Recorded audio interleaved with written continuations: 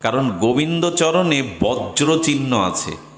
শ্রী গোবিন্দের দক্ষিণ এবং বাম চরণে যে ঊনবিংশতি দিব্য অলৌকিক চিহ্ন আছে, তার মধ্যে একটা হলো বজ্র।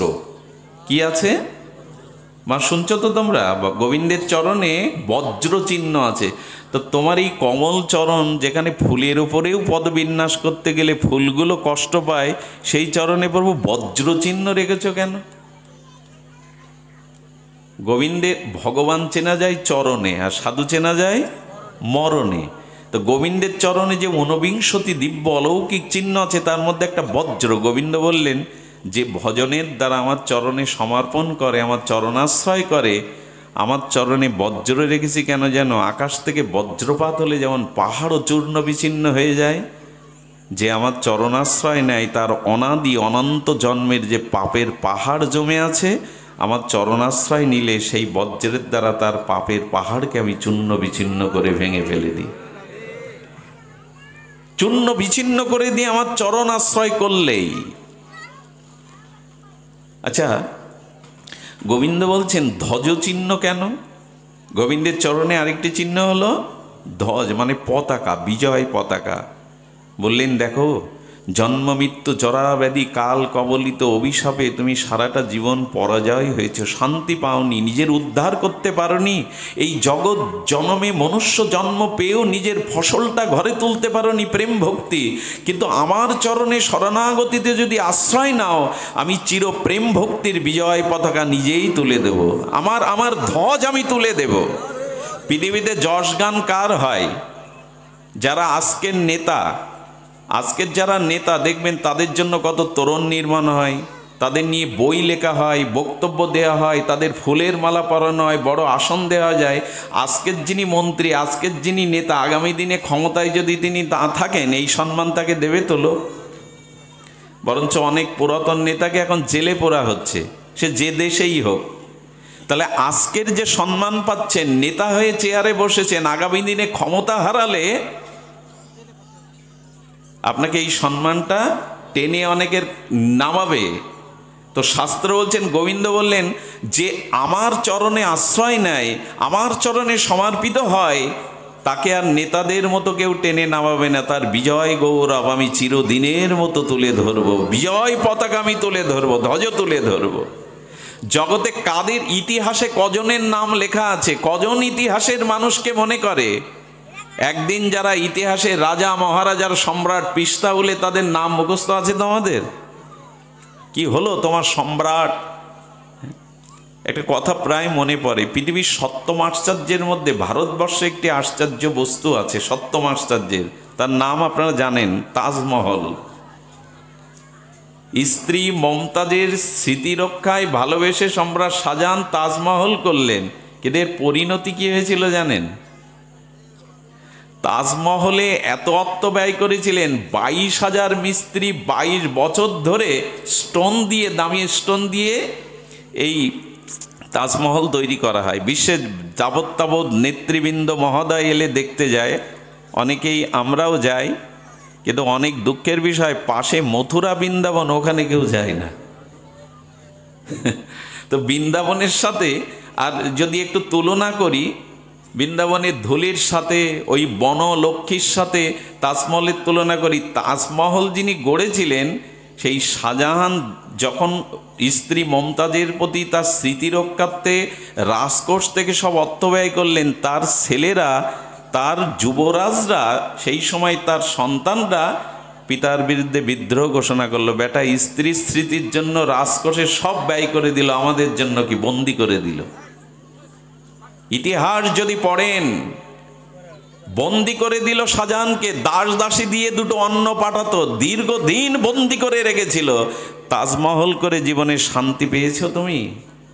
পুত্রের হাতে বন্দি হয়ে দুমুঠো খেতে হয়েছে। কিন্তু বৃন্দাবনে যে গাছতলায় বসে সনাতন গোস্বামী রাধা মাধবের নিত্য ভজন করেছেন, সেই বৃক্ষকে কোটি কোটি লোক প্রণাম জানাতে যায়। সেই বৃক্ষকে আজকে ধুলি, যেখানে ধুলি নেওয়ার জন্য মানুষ গড়াগড়ি দেয়। জীবনে যদি বিজয় গৌরব পতাকা তুলতে চাও, অন্য কিছুতে, আজকে যে ধনী, তার নাম ছিল এক সময় কি নাম, পাঁচু, আজকে তাকে পঞ্চানন বাবু বলে। টাকা আছে, কিন্তু যেই টাকা চলে যাবে সেই আবার পঞ্চানন না, পঞ্চানন বাবু না, পাঁচু। বাইরের সফলতা সফলতা নয়, এটা নকল। আজকে যার রূপ আছে সে বিশ্ব সুন্দরী, এশিয়া সুন্দরী, লাখ সুন্দরী হতে পারে। ক্যান্সার হলে যদি তাকে থেরাপি দেওয়া যায়, যদি কোনো কঠিন অসুখের দ্বারা তার মুখ অবয়ব সৌন্দর্য মিলিন হয়, আর ছবির ভিড় থাকবে না, আর তাকে রূপের জন্য কদর করবে না। এই জন্য জগতের যে সফলতা প্রাপ্তি, এগুলো নকল। ভগবানের চরণে আশ্রয় করে প্রেম ভক্তি লাভ করা, ভক্ত উপাধি পাওয়া, এটাই হলো জীবনের সফলতা। আজ বড় বড় বিশ্ব নেত্রীদের মতামত বললে যাচ্ছে, ইতিহাস নতুন করে লেখা, তাদের বানানো মূর্তিগুলো ভেঙে ফেলা হচ্ছে, কিন্তু রূপ সনাতনের বিগ্রহকে তুলসী পাতা দিয়ে আজ বুকে দিয়ে রাধা মাধবের চরণের প্রসাদী তুলে ঘরে ঘরে তারা পূজা আরতি পাচ্ছে। কারা জগতে বিজয় গৌরবে গৌরবান্বিত হয়? কারা? যারা ভগবানের চরণ আশ্রয় করেছে। এই জন্য গোবিন্দ বললেন, আমার চরণে ধ্বজ চিহ্ন আছে, যে আমার শরণ নেয়। গোবিন্দ বলছেন, তার মহিমা আমি প্রচার করি জগতে। ভক্ত প্রচার করে ভগবানের মহিমা, আর ভগবান প্রচার করে ভক্তের মহিমা। প্রহ্লাদকে, ধ্রুবকে, যে ধ্রুব একটা সিংহাসনে উঠতে গেলে তার বিমাতা বলল আগে আত্মহত্যা কর, এরকম মা বলতে পারে কেউ? ধ্রুবকে বলছে ওই সিংহাসনে ওঠার আগে এক কাজ কর, সেই দিনই উঠতে পারবি যেদিন বিষ খেয়ে আত্মহত্যা করবি, তারপরে যদি আমার গর্ভে জন্ম নিস তখন ওই সিংহাসন পাবি। 5 বছরের ছেলেকে আত্মহত্যার প্রেরণা দিচ্ছে সৎমা সুরুচি। এই হলো জগৎ। কিন্তু সেই ধ্রুব আজ ভগবত ভজনের দ্বারা 36,000 বছর রাজত্ব করলেন, না চাইলেও। ধ্রুবলোকটাকে আলাদা একটা লোক দিয়ে দিলেন, মহাকাশের ধ্রুবলোক, যাকে লক্ষ্য করে গ্রহ নক্ষত্র গতিপথ খুঁজে পায়। আর ধ্রুবকে নিজে বিমানে চড়িয়ে গোবিন্দ বৈকুণ্ঠে নিয়ে গেলেন। সফলতা কিসে জীবনের? টাকায়, নেতৃত্বে, ধনে, যৌবনে, রূপে?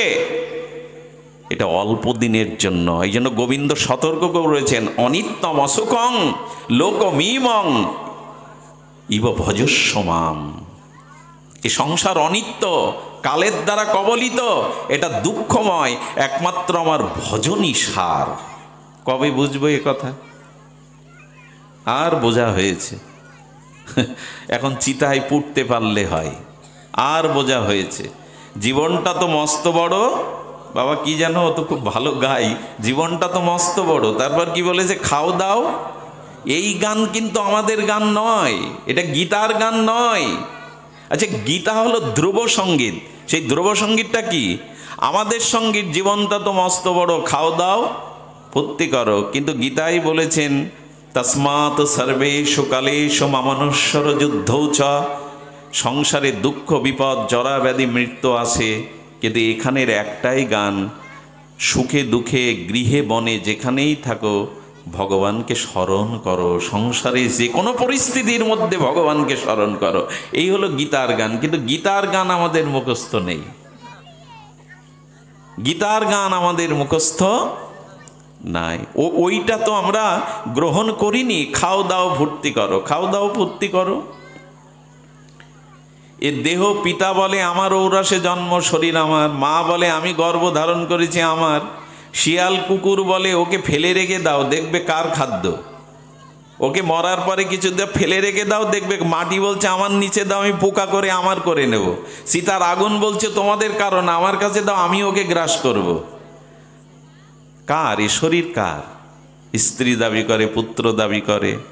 ভগবান বললেন শরীরটা আত্মার জন্য, আত্মা আছে তাই শরীর আছে। এই জন্য আত্মা রামেশ্বর ভগবানকে স্মরণ করো। এই শরীরের একমাত্র প্রথম অধিকার ভগবানের। এই জন্য হেলে দুলে শুধু পড়লে হবে না, কৃষ্ণ ভজিবার তরে এসব যখন আমরা পড়ি না তখন বেশ হেলে দুলে করি, কৃষ্ণ ভজিবার তরে সংসারে আইনো। আচ্ছা, এই হেলে দুলে পড়ছি, খাটাচ্ছি তো কৃষ্ণ ভজনের জন্য সংসারে এসছি, না মোহমায়া কামনা ভোগের জন্য স্ত্রী পুত্রের জন্য এসছি? কোনটা সত্য? কোনটা? এটা আজকে বিচারটা সাধু সঙ্গে হরিকথা ছাড়া জাগে না। বিনু সৎসঙ্গ বিবেক না হই। সৎসঙ্গে ভগবত সঙ্গে হরিকথা শ্রবণ করো সাধুমুখে, তবে এই বিবেকটা জাগবে যে দেহ কারো জন্য নয়, এ দেহ ভগবানের জন্য, ভজনের জন্য। এই জন্য নবারে সর্বস্ব কামায়া সর্বং প্রিয়ং ভবতি, আত্মনস্তুত কামায়া সর্বং প্রিয়ং ভবতি। তোমার সুখের জন্য কেউ তোমাকে ভালোবাসে না, তার নিজের আত্মীন্দ্রিয় সুখের জন্য তোমাকে ভালোবাসে। এই কথা যেদিন বুঝবেন সেদিন ভালোবাসার মোড় ঘুরে যাবে। ভগবানের চরণে দেখবেন কুম্ভ আছে, কুম্ভ, পরিপূর্ণ কুম্ভ। কুম্ভ মানে কলস। গোবিন্দের চরণে কি আছে? পূর্ণ কুম্ভ। দেখবেন ওই মন্দিরের চূড়ায়, আগেকার প্রাচীন মন্দিরের চূড়ায় দেখবেন পূর্ণ কুম্ভের তিনটে থাকতো, এরকম থাকতো না? কুম্ভ থাকতো কি না? কলস।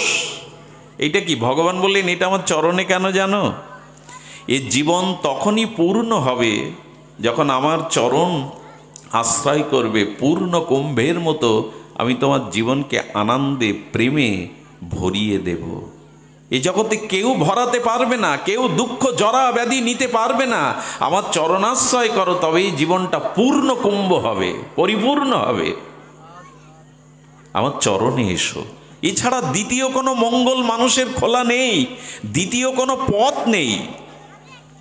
মৃত্যুকে যদি জয় করতে হয়, দুঃখকে যদি চিরায়িত বিদায় নিতে হয়, সেই পরমানন্দের ধামে স্বরূপে যদি ফিরে যেতে হয়, পুনঃ পুনঃ জন্ম মৃত্যু অভিশপ্ত সংসারে আর দুঃখ ভোগ করতে যদি না হয়, একমাত্র পথ গোবিন্দ চরণ আশ্রয়, ভজন। আচ্ছা, অর্থ চাই, ভোগ চাই জগতে, মিন চিহ্ন, জপ চিহ্ন আছে। গোবিন্দের চরণে আর একটা কি চিহ্ন আছে? জপ। পঞ্চশস্যের অন্যতম হলো জপ। গোবিন্দ বললেন আমার যে ভজন করে আমি তাকে কি করি জানো? লক্ষ্মী দেবী আমার চরণ সেবা করে, আর লক্ষ্মীর হাতেই সব ঐশ্বর্য। আমি লক্ষ্মী দেবীকে বলি যে তুমি তো আমার চরণ সেবা করো, আর যারা তুমি আমার চরণ হাত দিয়ে সেবা করো, আর আমার ভক্তরা আমার চরণ হৃদয়ে দিয়ে প্রেম দিয়ে সেবা করে, তাই তোমাকে আমার আদেশ দেওয়া থাকলো আমার ভক্তের দুয়ারে কোনো কিছু প্রয়োজন কিনা প্রতিদিন একবার উকি দিয়ে তুমি দেখবে। কত মর্মান্তিক কথা বলুন তো। লক্ষ্মীকে বলছেন তুমি আমার হস্ত দিয়ে চরণটা সেবা করো, আর ভক্ত আমার চরণটা কোথায় রেখেছে? হৃদয়ে। তো যে আমাকে হৃদয়ে রেখেছে আমার চরণ, লক্ষ্মী তোমাকে নির্দেশ দিলাম তার ঘরে উকি মেরে দেখো তার আহারের ব্যবস্থা আছে কিনা। এই জন্য সাধু পথে, ভজন পথে যারা এসেছেন তাদের দুটো জিনিস কেড়ে নেয় ভগবান। কোথায় থাকবো আর কি খাবো এই চিন্তা থাকলে সে সাধু হতে পারিনি। ভক্তর অন্তত এই দুটো চিন্তা গোবিন্দ হরণ করে নেয়, কোথায় থাকবো আর কি পাবো। রূপ গোস্বামী টের কদমে যাবেন, যারা বৃন্দাবনে যান, আজ ওই কাল কোলাহলের দিনে এই জায়গাটা গেলে আপনার মন কেড়ে নেবে। টের কদম রূপ গোস্বামীর ভজনস্থলী, বিরল। আজও কাল কোলাহলের সময় এই স্থানটা আপনার গেলেই মন কেড়ে, চম্বুক যেমন লোহাকে আকর্ষণ করে। এবার যদি ব্রজযাত্রায় কেউ যান, সৌভাগ্য হয়, রাধারানী কৃপা হয়, টের কদমে যাবেন। এই টের কদমে সৌভাগ্য হয়েছিল যাওয়ার, তো সেখানে সেই স্থানটা দেখে মনে পড়ল রূপ গোস্বামীর স্মৃতি। সেই স্মৃতি আজও বহন করছে শ্রীধাম ব্রজমণ্ডল 84 ক্রোশে। একদিন রূপ গোস্বামী সকালে চোখ বুজে রাধারানীর চরণ চিন্তা করতে করতে বলছেন, শাক লতাপাতা সিদ্ধ করে দেই, তাও লবণও দেই না। কতদিন একটু ভালো সরু চাউলের পরমান্নটা দেইনি বলতো। হে সুন্দর, হে মনোহর, হে ঠাকুরানী, কতদিন মনে হঠাৎ করে জেগে গেছে, ইচ্ছাকৃত না, জেগে গেছে, একটু পরমান্ন যদি দিতে পারতাম। যেই না বলে চোখ খুলেছে, এক ছোট বালিকা অপরূপ সুন্দর, আলোক তেজময় দুতিতে ছুটতে ছুটতে এসে বলছে, গোসাই তুমি আজ মাধু করিতে যাওনি কেন? তোমার কি শরীর খারাপ? বলে, কে তুই? বলে, যে বাড়িতে তুমি মাধু করি ভিক্ষা করতে চাও ওই বাড়িরই আমি লাড়লি, ব্রজ বালিকা। তো তোমাকে এখানে কে পাঠালো? মা পাঠালো। গোসাই মাদুকরি করতে আসেনি, দেখ তো শরীর অসুস্থ কিনা। আর এক কাজ কর, যাচ্ছিস যখন এই দুধ, চাউল, কিশমিশ, চিনিগুলো দিয়ে আয়, সাধুদের দিয়ে আয়। তাই তো আমি দিতে এলাম। রূপকার স্বামী চিন্তা করছেন, আমি এই মুহূর্তে চিন্তা করলাম একটু পরমান্ন যদি দিতে পারতাম প্রিয়া প্রীতমকে, আর মুহূর্তের মধ্যে ওকে বারবার দেখছে, ওর জ্যোতিতে চারিদিকে আলোকিত হয়ে গেছে। তখন বলছেন, হ্যাঁ আমি তো মাদুকরি করতে যাই, হবে হয়তো সেই মা পাঠিয়েছে, আজকে যায়নি। সঙ্গে সঙ্গে চরণের দিকে দৃষ্টি গেছে, দেখে চরণ এক জায়গায় আঘাত লেগে ওইখান থেকে, রাধারানী তো প্রেমময়ী, রক্ত পাবে কোথায়, কিন্তু নরলীলাতে দেখছে ওখান থেকে রক্তের ধারা বইছে। কিরে লাডলি, তোর পায়ে আঘাত লাগলো, রক্ত ঝরছে।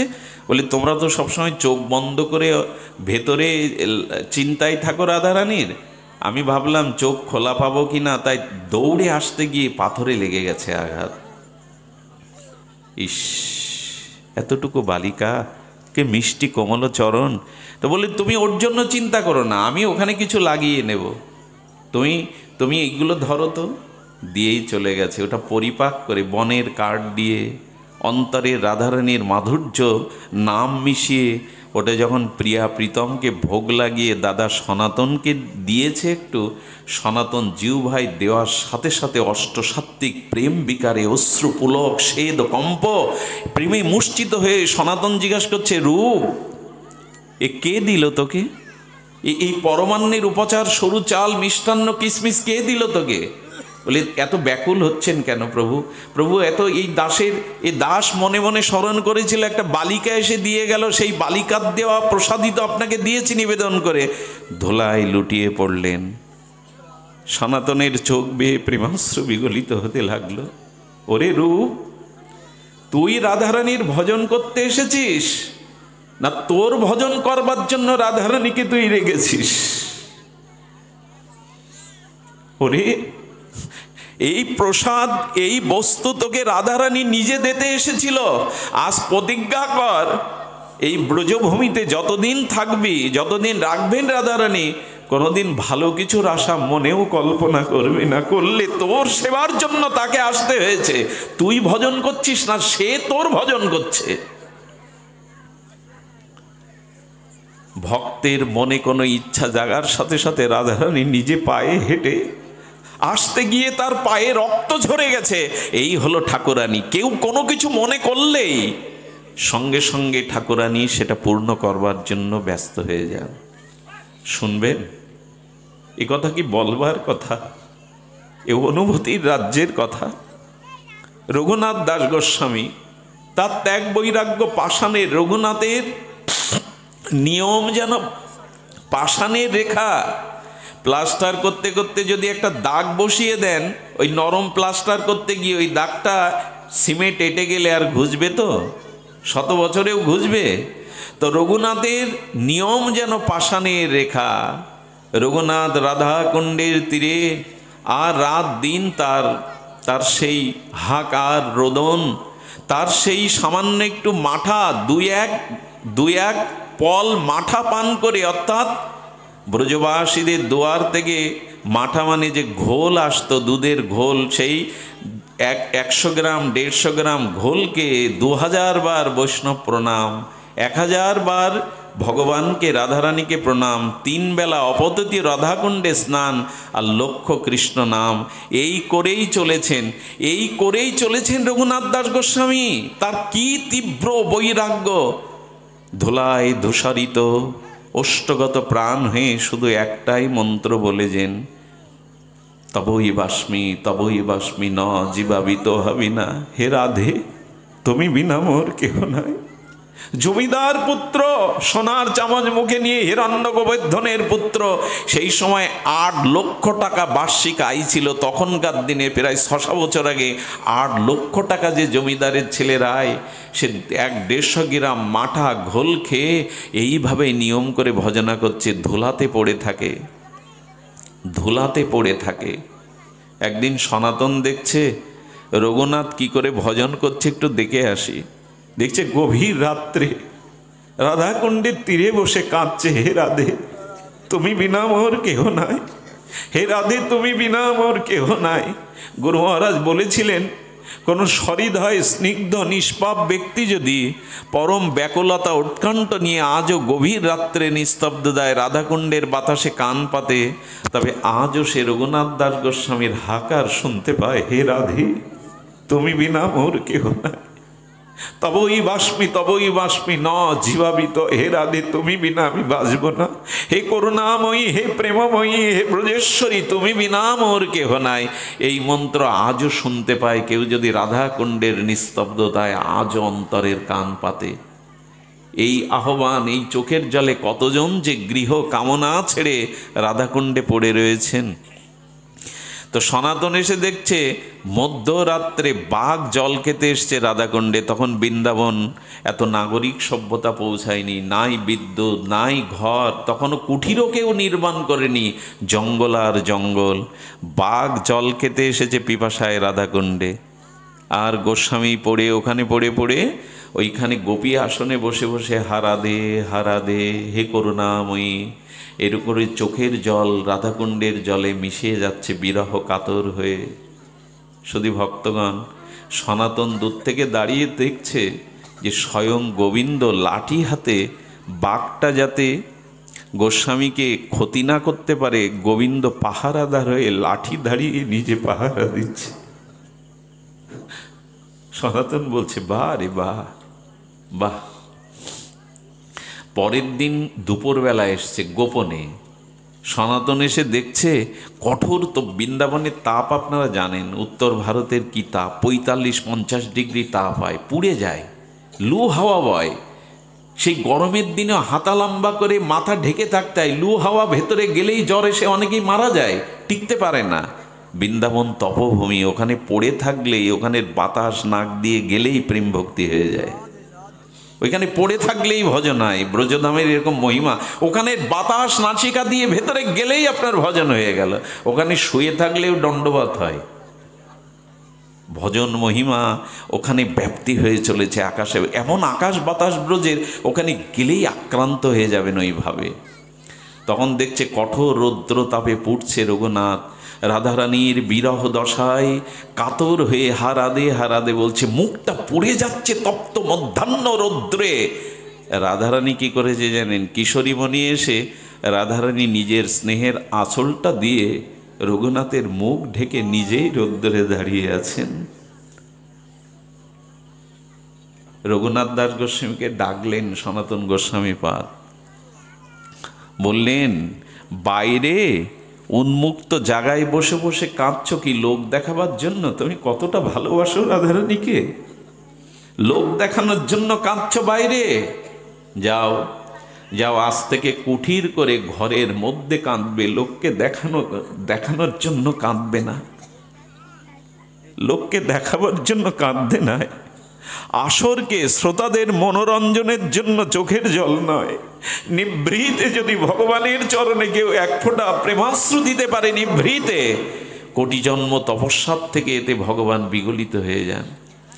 গোবিন্দ বলেছিলেন, আমি পৃথিবীতে সব সহ্য করতে পারি, আমি সর্বং সহা, মাটি যেমন সব সহ্য করে আমিও করি, কিন্তু ভক্তের প্রেমাশ্রু চোখের জলকে আমি সহ্য করতে পারি না, আমার হৃদয় উতাল পাতাল করে দেয়। আমি ওই একটা জিনিস মেনে সহ্য করতে পারি না, ভক্তের প্রেমাশ্রু। যাও, সেই দিন থেকে বৃন্দাবনে কুঠির নির্মাণ হলো, এর আগে কুঠির ছিল না, গাছতলায় এক এক রাত্রি গোস্বামীরা থাকতেন। সেই দিন বলেছিল, রঘুনাথ তুমি রাধা মাধবের ভজন করতে এসেছো না ওদের ভজনে লাগিয়েছো, তোমার ভজনে? প্রিয়া প্রীতম যেন কষ্ট না পায়, রাধারানী যেন তোমার কারণে কষ্ট না পায়, যাও ভেতরে গিয়ে কাঁদো, বাইরে কেঁদো না। তোমার জন্য একজন রাতে পাহারা দেয় লাঠি হাতে, আর একজন রৌদ্র পড়ে তোমাকে আঁচল দিয়ে ছায়া দেয়, তুমি কেন তাদের কষ্ট দিচ্ছ? তুমি এসেছো তাদের সুখ দেওয়ার জন্য, তুমি কেন তাদের কষ্ট দিচ্ছ? এই হলো ভজন, এই হলো ভজন। ভগবানের চরণে নিষ্কিঞ্চন ভাবে আশ্রয় নিয়ে যদি অহেতুক ভগবানকে ভালোবাসা যায়, ভগবান বললেন আমার ব্রত হয়ে দাঁড়ায় সেই ভক্তকে আনন্দ দেওয়ার, তাকে সুরক্ষা দেওয়ার আমারই দায়িত্ব এসে দাঁড়ায়। জানেন, অনেকেই প্রশ্ন তোলেন, এত ভগবান ভগবান করলো লোকটা সারা জীবন, মরার সময় উন্মাদ হয়ে পাগল হয়ে মরল, কই ভগবানের নাম তো নিল না, মুখে তো কোনো বাণী ছিল না, শব্দ ছিল না, সারা জীবন গোবিন্দ গোবিন্দ করে সাধুসঙ্গ করে কি হলোটা? এরকম কাউকে বলবেন না। কেন জানেন? মৃত্যুর সময়ে যদি কোনো শুদ্ধ ভক্ত সারা জীবন হরিভজন করেও মৃত্যুর সময়ে তার স্মরণ না আসে, তবে জেনে নিন আমাদের বৃন্দাবনের এক মহাত্মা, তার হার্ট অপারেশনের জন্য 95 বছর বয়সে দিল্লিতে নেওয়া হলো। ডাক্তার তার হার্ট অপারেশনে রাজি হননি, বললেন 95% ওনার বাঁচবার আশা নেই। ভক্তরা বললেন ওনাকে বাঁচিয়ে রাখতে হবে, শেষ চেষ্টা করুন। তো ডাক্তার তার সমস্ত শরীরটা অবশ করে নিয়েছিল, এত বছর বয়স। উনি বাইরে এসে কাঁদছেন, ডাক্তার বললেন বাঁচাতে পারিনি, কিন্তু যে দৃশ্য দেখলাম, যা শুনলাম, এটা আমার ডাক্তারি বিদ্যায় অসম্ভব। আমি তার সমস্ত শরীরটা অবশ করেছিলাম, তার স্পন্দন ছিল না, হার্টের স্পন্দন ছাড়া। হার্টটাকে আমি যখন বাইরে বের করতে যাই সার্জারির জন্য, তখন উনি দুটো শব্দ উচ্চারণ করে মারা গেলেন। এটা উচ্চারণ করার কথা না, কারণ সমস্ত শরীরটা তার চেতনা নাশ করা হয়েছিল। বলেন কি বলে মারা গেলেন? বলেন মৃত্যু 2 সেকেন্ড দুটো শব্দ উচ্চারণ করেই দেহ রাখলেন, হা রাধে হা বৃন্দাবন। কেন বলুন তো? কোন শরীরে তো সারা ছিল না। ডাক্তার বললেন তার জিহ্বা নড়বার কথা না, তার বাণী উচ্চারণ করার কথা না। আসলে উনি করেননি। অপারেশন থিয়েটারে যাওয়ার সময় একটু ব্রজ ধুলি, ব্রজ রেণু জিহ্বার তলে দিয়ে রেখেছিলেন। সেই সাক্ষাৎ চিন্তামণি ধূলিকণা মৃত্যুর সময় রাধারানী কি বলল জানেন? সারা জীবন আমার ভজন করেছিস, এখন তোর দেহ অবাস হয়ে আছে, এখন ডিউটি তোমার শেষ, এখন আমার ডিউটি শুরু। আমি তোমার জিহ্বায় বসে আমার নাম করিয়ে নেব, এখন আমার শুরু। এই জন্য কোনো ভক্ত যদি মৃত্যুর সময় সে নীরব হয়ে যায়, ভাববেন না সে ভগবান সারা জীবন ডেকে এখন কেন বলতে পারল না। ও সময় ভগবানেরই দায়িত্ব এসে দাঁড়ায়, ভগবান হৃদয়ে সে তার নাম করিয়ে নেয়। এত বড় বান্ধব পাবেন, এত বড় শেষের দিনের সাথীকে পাবেন। এই জন্য ভজন করুন। পদ্মজা অর্চিতং, স্বয়ং ব্রহ্মা যে চরণ সেবার ভাগ্য পাননি, বৃন্দাবনে যে ব্রহ্মা ধূলিকণা হওয়ার জন্য তপস্যা করেও পাননি, গোবিন্দের চরণ বুকে ধরা কেন, গোবিন্দের চরণে একটা প্রণামের সুযোগও তেমন পাননি। তার চরণকে স্পর্শ করার মতো সেই ব্রহ্মা কেঁদে কেঁদে গোবিন্দকে বলেছিল, প্রভু আগামী প্রেম বিতরণ লীলায়, আগামী করুণা লীলায়, প্রেম বিতরণ লীলায় যখন তুমি যাবে, এই ব্রহ্মাকে নিচকলে যে কোনোভাবে তোমার লীলায় একটু সুযোগ দিও, যাতে তোমার চরণটা পেতে পারি। ব্রহ্মার বৃন্দাবনে গোবিন্দ চরণ বিধৌত করার, চরণ আশ্রয় করেও তার চরণ মস্তকে হৃদয়ে নেওয়ার, অর্চন করবার সুযোগ ব্রহ্মা পায়নি। কিন্তু গৌর অবতারে, রাধাকৃষ্ণ মিলিত কারুণ্য প্রেমঘন অবতারে তিনি কি করেছিলেন? ওই ব্রহ্মাকেই হরিদাস রূপে নিয়ে এলেন। আর হরিদাস কি করল? হৃদয়ে ধরিব তোমার ওরাঙ্গা চরণ। গৌর হরি বললেন, পূর্ব লীলায় যারা যা পায়নি, এই লীলাতে দেওয়ার জন্যই আমার আগমন। যে ব্রহ্মা আমার চরণ অর্চন করেও পায়নি, সেই হরিদাস হয়ে হরিদাস বললেন, হৃদয়ে ধরিব তোমার ওরাঙ্গা চরণ, নয়ন হেরিব তোমার ও চন্দ্র বদন, জিহ্বায় উচ্চারিব তোমার শ্রীকৃষ্ণ চৈতন্য নাম, এই মতো ইচ্ছা মোর ছাড়িব পরাণ। ব্রহ্মা পায়নি, কিন্তু গৌর অবতারে রাধারানীর করুণায় আজ হরিদাস হৃদয়ে মহাপ্রভুর চরণ ধরলেন, নয়ন ভৃঙ্গে তার কমল বদন মধুপান করলেন। আর কি করলেন? শ্রীকৃষ্ণ চৈতন্য বলতে বলতে হরিদাস পেয়ে গেলেন। আমরা বঞ্চিত হব কেন? গত লীলায় গত যুগে যা পাইনি, মহাপ্রভু সেই করুণা করে আমাদের দিতে এসেছিলেন। এর পরেও যদি নিতাই চৈতন্যের যুগেও যদি কেউ বঞ্চিত হই না আমরা, আমাদের দুর্ভাগ্যের সীমা থাকবে না। 4000 বছর অপেক্ষা করতে হবে আবার গৌরের জন্য, নিতাইয়ের জন্য। কহাজার বছর? 4000। আচ্ছা, 4000 বছর কোনো কলির কল্পে যখন মহাপ্রভু আসবেন অব্যবহিত দাপরের লীলার অব্যবহিত পরে কলির প্রথম সন্ধ্যায়, সেই যুগে আমি মানুষ হয়ে জন্মাবো, এর কোনো নিশ্চয়তা আছে তো? তখন যদি বৃক্ষ লতাপাতা শৃগাল কুকুর হয়ে জন্মায়, গৌর নাম তো পাবো না, গৌর চরণ তো পাবো না। 4000 বছরের অপেক্ষা একটা দুটো দিন নয়। তাই নিতাই চৈতন্যের করুণার যুগে, হরিনামের যুগে, ভাগবত ধর্মের যুগে, প্রেম বিতরণের যুগে কেউ বঞ্চিত হবেন না। 4000 বছর পরে আবার মানুষ হব তো, আবার গৌর চরণেই নাম পাবো তো। এই জন্য আসুন, নিতাই চৈতন্যের করুণার যুগে কেন যেন বাদ না পড়ি। কারণ এবে অস্ত্র না ধরিলা, প্রাণে কারো না মারিলা, চিত্ত শুদ্ধি করিল সবারে।